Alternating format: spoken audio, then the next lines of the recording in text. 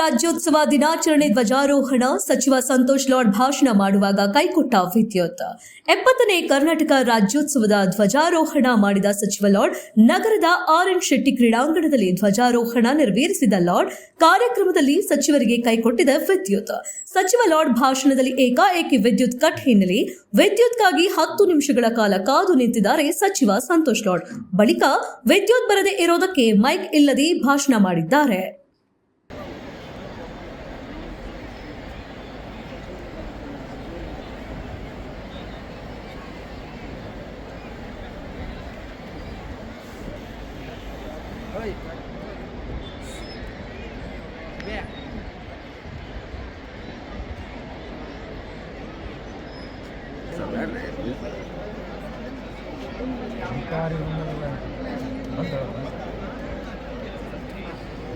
ಈ ಸಂದರ್ಭದಲ್ಲಿ ನೆನಪಿಸಿಕೊಳ್ಳುವ ನಮ್ಮೆಲ್ಲರ ಕರ್ತವ್ಯವಾಗಿದೆ.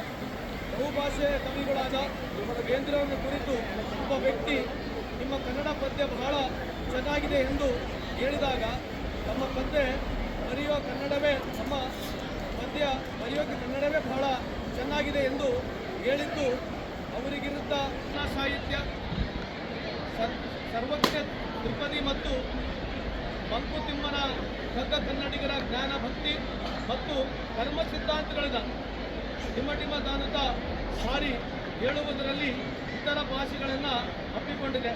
ಕನ್ನಡಿಗರ ಶಾಂತಿಪ್ರಿಯ ಕನ್ನಡ ನಾಡು ನುಡಿ ಸಂಸ್ಕೃತಿ ಮತ್ತು ಪರಂಪರೆಯನ್ನು ಉಳಿಸುವ ಕನ್ನಡದ ಸಾಹಿತ್ಯ ಮೂಲ ಪುರುಷರ ಕಾರಣ ಹಾಗೂ